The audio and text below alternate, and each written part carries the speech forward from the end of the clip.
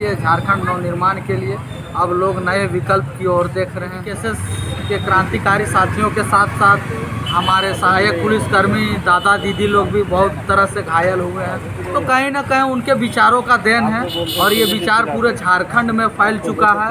इसीलिए आज किसी भी मामले को लेकर के अपनी आवाज़ को लोग खतियान आधारित स्थानीय नीति नियोजन नीति की मांग करने वाले युवाओं के साथ में 60-40 नीति के विरोध करने वाले युवाओं के साथ में भी लाठीचार्ज हुआ है। तो कहीं ना कहीं हर एक वर्ग को लाठीचार्ज के माध्यम से डराया गया, उनकी आवाज़ को दबाने का प्रयास किया गया है, जो कि एक झारखंड सरकार के ऊपर एक सवाल खड़ा करके अच्छा तो बोल भी ना कर रहे 2-3 वर्ष से ज़्यादा थोड़ी है कैमरा काट है। हाँ नमस्कार, मैं सुरेंद्र कुमार। आप देख रहे हैं खतियानी खबर। अभी हम रामगढ़ में हैं और यहाँ मसाल जुलूस निकाला गया था। तो हमारे फिर यहाँ पनेश्वर जी आए, इनसे जानते हैं। मतलब सबसे पहले जोहार। आज यहाँ मसाल जुलूस निकाला गया था, किस उद्देश्य से निकाला गया? देखिए, कल 19 तारीख को सहायक पुलिसकर्मियों का मुख्यमंत्री आवास घेराव था, जिसमें JBKSS भी समर्थन किया था उस आंदोलन में, उस घेराव में। और हमारे JBKSS के केंद्रीय वरीय उपाध्यक्ष देवेंद्र नाथ महतो, सक्रिय सदस्य संतोष महतो एवं और भी बहुत सारे JBKSS के क्रांतिकारी साथी थे उस आंदोलन में शामिल, और लाठीचार्ज किया गया उन सबों के ऊपर। तो कहीं ना कहीं एक राज्य सरकार के ऊपर सवाल खड़ा करता है कि आखिर राज्य सरकार का किसी भी तरह का कोई काम नहीं है और सिर्फ जितने भी आंदोलनकारी साथी हैं उन लोगों को बर्बरतापूर्वक सिर्फ लाठीचार्ज किया जा रहा है।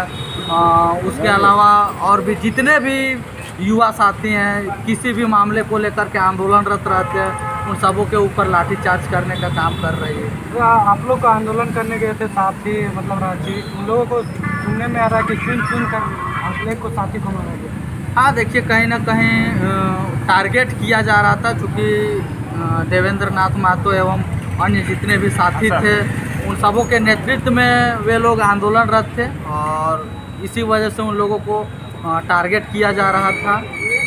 आप लोग का एक ऐसा पार्टी है कि पहली बार मतलब आंदोलन तो होता है लेकिन बाद में जाता है, लेकिन JBKSS से कैसा भी देखें कि लाठी खून भी बहा दे रहा है दूसरे पे यहाँ पे। देखिए, जब से टाइगर जयराम का उदय हुआ है, उनके विचारों को लोगों ने सुना है, तब से लोगों में एक नया ऊर्जा आया है और वही नए ऊर्जा के साथ में झारखंडी जन मुद्दों को लेकर के संघर्षरत हैं।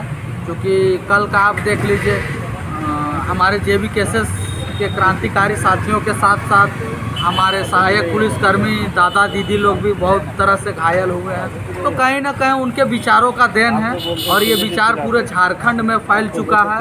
इसीलिए आज किसी भी मामले को लेकर के अपनी आवाज़ को लोग बुलंद कर रहे हैं। अभी आप लोग के साथी की स्थिति कैसी है? अभी फ़िलहाल ठीक है। और आगे आप लोग की रणनीति अब क्या होगी? देखिए, हम लोग इससे भी बेहतर और एक मजबूत रणनीति तैयार करके और सहायक पुलिसकर्मियों के साथ हैं और आगे भी रहेंगे।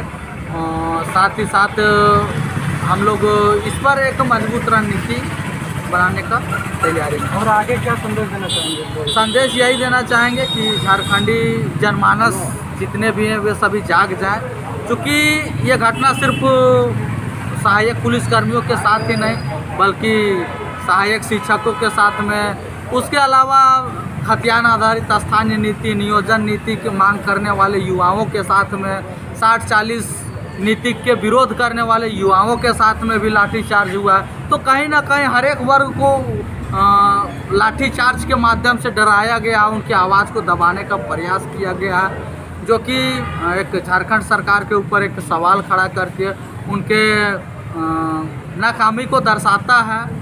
और विशेष रूप से यही कहेंगे कि नए झारखंड को बनाने के लिए, झारखंड नवनिर्माण के लिए अब लोग नए विकल्प की ओर देख रहे हैं।